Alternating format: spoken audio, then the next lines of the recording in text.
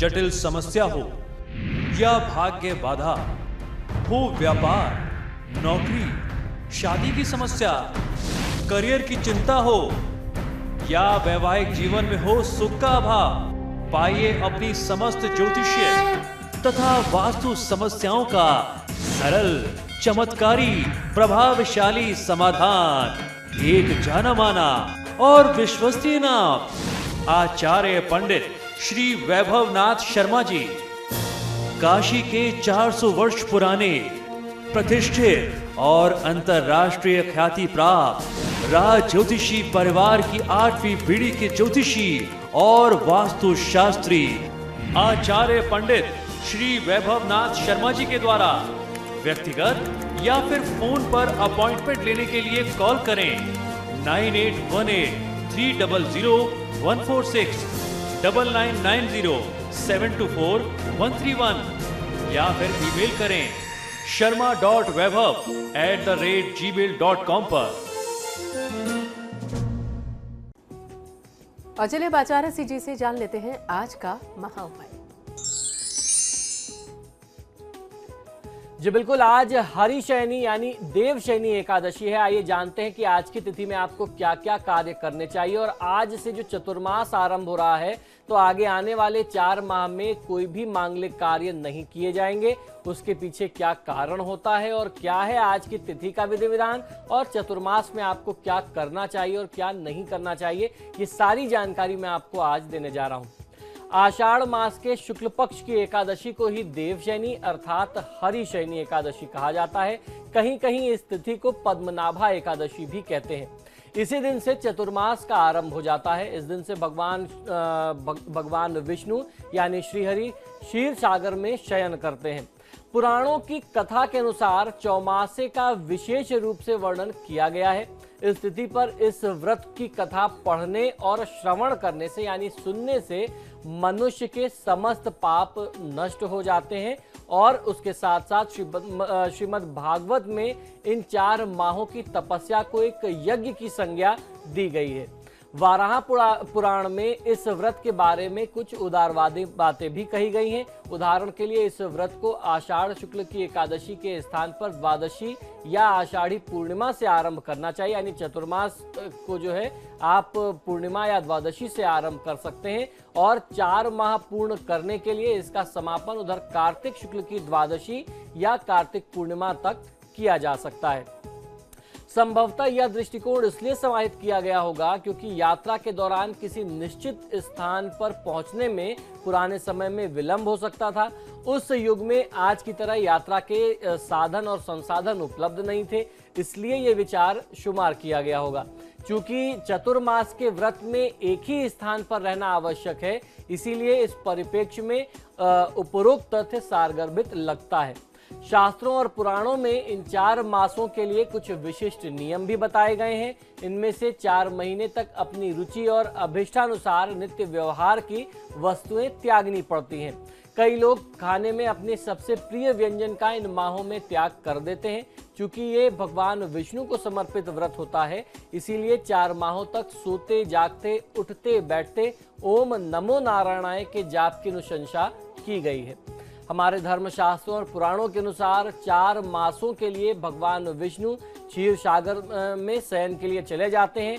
तीनों लोकों के स्वामी होने की वजह से भगवान का शयनकाल संपूर्ण संसार का शयनकाल माना जाता है।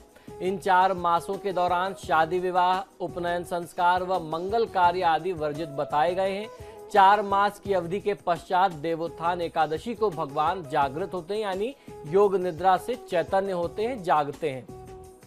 देवशयनी एकादशी यानी आज की तिथि में आपको किस प्रकार से व्रत पूजन पाठ करना चाहिए, आइए ये भी जानकारी कर लेते हैं। पुराणों का ऐसा भी मत है कि भगवान विष्णु इस दिन से 4 मास पर्यंत चतुर्मास तक जो है पाताल में राजा बलि के द्वार पर निवास करते हैं। इस करके कार्तिक मास के शुक्ल पक्ष की एकादशी को वह पुनः वापस लौटते हैं। इसी प्रायोजन से इस दिन को देवशयनी एकादशी तथा कार्तिक मास की एकादशी को, शुक्ल पक्ष की एकादशी को हरि प्रबोधनी एकादशी के नाम से हम जानते हैं। तो आज की तिथि में आपको करना ये चाहिए कि प्रातःकाल आप शीघ्र उठ जाएं। इसके बाद घर की साफ सफाई तथा नित्य कर्म से आप निर्वृत्त हो जाएं। स्नान करके पवित्र जल का छिड़काव, किसी भी तीर्थ के जल का आप छिड़काव अपने घर में करें, जिससे आपका घर शुद्ध और पवित्र हो जाए। घर के पूजन स्थल अथवा किसी भी शुद्ध और पवित्र स्थान पर प्रभु श्री हरि की, विष्णु जी की सोने, चांदी, तांबे, पीतल अथवा मिट्टी की मूर्ति की आप स्थापना करें। तत्पश्चात उनका षोडशोपचार सहित आपको पूजन करना चाहिए। इसके बाद भगवान विष्णु को पीतांबर आदि विभूषित वस्त्रों से आपको विभूषित करना है, सुसज्जित करना है। तत्पश्चात आज के व्रत की जो कथा है वह कथा आपको सुननी चाहिए। इसके बाद भगवान विष्णु की आप आरती करके प्रसाद वितरण करें और स्वयं प्रसाद ग्रहण करें। अंत में सफेद चादर से सुसज्जित शैया पर यानी गद्दे तकिए वाले पलंग पर भगवान श्री विष्णु को शयन कराना चाहिए। इस प्रकार का आज छोटा सा विधान आपको करना चाहिए। देवशयनी एकादशी को 9 काम नहीं करने की आज्ञा हमारे धर्मशास्त्रों में मिलती है। आइए जानते हैं कि ये 9 काम कौन कौन से हैं। देवशयनी एकादशी पर अगर आप इन कार्यों का, इन चीजों का त्याग करेंगे तो आपको लाभ मिलेगा। इस दिन कुछ चीजों का त्याग करने से मनुष्य को मोक्ष की प्राप्ति होती है, ऐसा हमारे धर्मशास्त्रों में वर्णन मिलता है।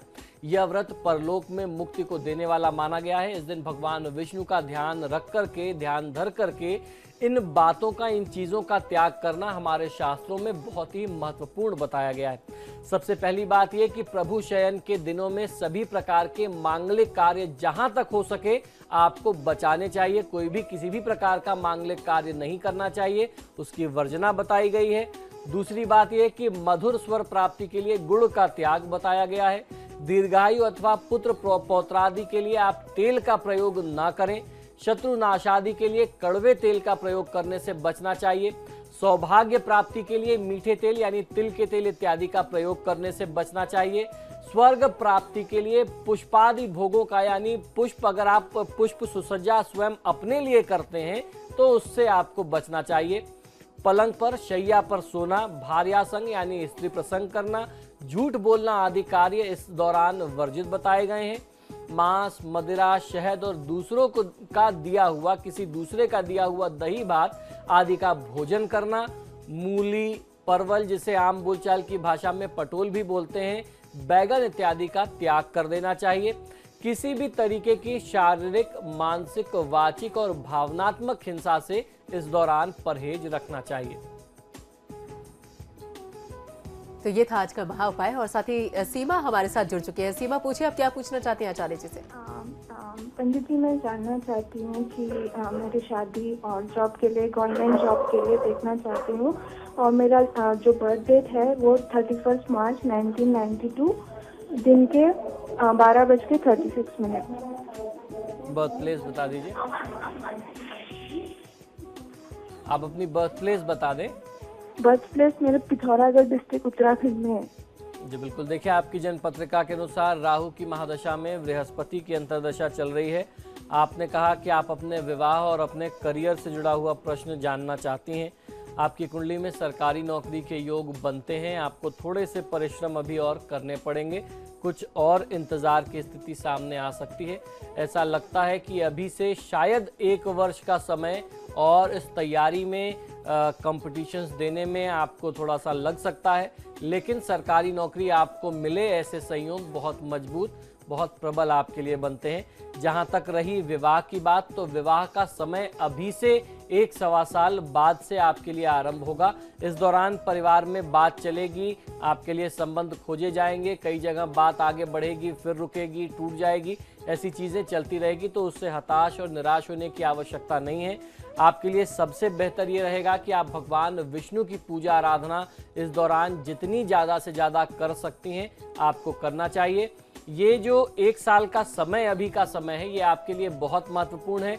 इस समय में कोई संबंध पसंद आ जाए, बात बन जाए, जो जाकर के आगे साल, 1.25 साल बाद वो मैच्योर हो, ऐसी स्थिति भी बनती है। तो भगवान विष्णु की पूजा आराधना अपनी तरफ से निरंतर करते रहने की आवश्यकता है। तो सीमा, उम्मीद है कि आपको आपकी समस्या का हल मिल गया होगा। साथ ही इलाहाबाद से बिट्टू सिंह हमारे साथ जुड़ चुकी हैं। बिट्टू सिंह, पूछिए आप क्या पूछना चाहती हैं आचार्य जी से? प्रणाम पंडित जी। जी नमस्कार। जी, मैं अपने भाई के बारे में पूछना चाह रही हूँ। जी बिल्कुल, बताएं। हाँ, उसका जन्म है 26 फरवरी 1978। जी। जी, जो जन्म है सोनभद्र, जी समय है रात 9:25। जी बिल्कुल, बताएं क्या जानना चाहते हैं। मैं उनके करियर के बारे में पूछना चाह रही हूँ। वो सिविल की एग्जाम देते हैं, उसमें सफल अभी तक नहीं हो पाए हैं। जी बिल्कुल, देखिए इनके जन्म पत्रिका के अनुसार बृहस्पति की महादशा में राहु की अंतर्दशा इनके लिए चल रही है। कर्म भाव का स्वामी चंद्रमा है जो राहु के साथ 12वें स्थान में बैठा हुआ है। ये एक बहुत बड़ा कारण है जिसके चलते इनको जीवन में असफलता का सामना करना पड़ता है, और चंद्रमा के पीड़ित होने से व्यक्ति का आत्मविश्वास जो है, अपना कॉन्फिडेंस जो है वो हमेशा कम रहता है। तो ये पूरी तैयारी करते हैं, लेकिन जब एग्ज़ाम देने जाते हैं या जब इंटरव्यू देने जाते हैं तो वहाँ पे लोगों की भीड़ देख के, अपना कंपटीशन बढ़ता हुआ देख करके इनको हताशा और निराशा इनके ऊपर प्रभावी हो जाती है। ये अपना आत्मविश्वास खो बैठते हैं। तो सबसे पहला काम तो इनको ये करना चाहिए कि ओम नमः शिवाय मंत्र का जाप ये 108 बार नियमित रूप से करें। अगर ये कर सकते हो तो सोमवार के दिन भगवान शिव पर कच्चा दूध, थोड़ा सा काला तिल डाल करके इनको समर्पित करना चाहिए। सोमवार के सोमवार ये उपाय करें, इससे इनको लाभ मिलेगा। साथ ही साथ राहु केतु और चंद्रमा का जाप करा लेना भी इनको लाभ देगा। और हमारे एक और कॉलर हैं मनोज, वो हमारे साथ जुड़ चुके हैं। मनोज, पूछिए आप क्या पूछना चाहते हैं आचार्य जी से। आचार्य जी नमस्कार। जी नमस्कार। मैं अपने बेटे के बारे में पूछना था। इसकी जन्म तिथि है 7 अगस्त 2001, 3:35, मुजफ्फरनगर, शाम 3:35। जी, तो इसके बारे में पूछना था, इसकी शिक्षा और भविष्य कैसा रहेगा। देखिए इनकी जन्म पत्रिका के अनुसार शनि की महादशा में बुध की अंतर्दशा चल रही है, और इनकी कुंडली में कुछ ऐसे योग हैं जिसका निदान आपको समय रहते कर लेना पड़ेगा। अभी इस जातक की अवस्था 14-15 साल से ज़्यादा नहीं है। जैसे जैसे कंपटीशन बढ़ता जाएगा जीवन में इसको बहुत ज़्यादा संघर्ष की स्थिति का सामना करना पड़ेगा, और इसका व्यापारिक जीवन असफल रहे ऐसी संभावना बहुत ज़्यादा है। ये मैं आपको इसलिए बता रहा हूँ, ये आप एक चेतावनी के तौर पर समझिए और समय रहते इसका निदान करिए। सप्तम भाव में इस जातक की कुंडली में बृहस्पति, राहु और शुक्र का संयोग है, यानी राहु ने बृहस्पति और शुक्र दोनों ग्रहों पर ग्रहण लगा दिया। बृहस्पति इनके लिए लग्न भाव के स्वामी है। लग्न स्थान में इनके कुंडली में केतु बैठा हुआ है। तो इस प्रकार से ये जो संयोग है राहु केतु, बृहस्पति और शुक्र का, ये इस जातक को आजीवन संघर्ष में ढकेलता रहेगा और असफलता से वंचित रखेगा। तो समय रहते इसका निदान करना बहुत आवश्यक है। गाजीपुर से सुमन हमारे साथ जुड़ चुके हैं। सुमन, पूछिए आप क्या सवाल पूछना चाहती हैं आचार्य जी से। तो यहाँ पर सुमन से हमारा संपर्क टूट गया है, लेकिन फिलहाल हम आपको बता दें कि आपके सितारे में आज के लिए बस इतना ही। पंडित जी आप स्टूडियो में आए, अपना समय आपने दिया, बहुत बहुत शुक्रिया। जी धन्यवाद। और खबरों के लिए आप देखते रहिए समाचार प्लस।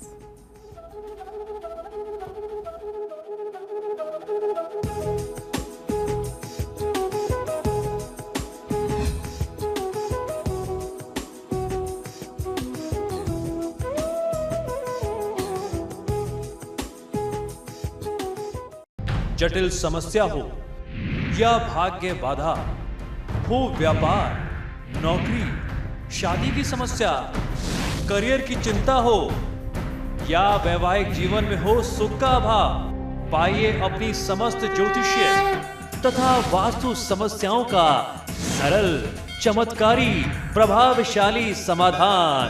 एक जाना माना और विश्वसनीय नाम, आचार्य पंडित श्री वैभवनाथ शर्मा जी।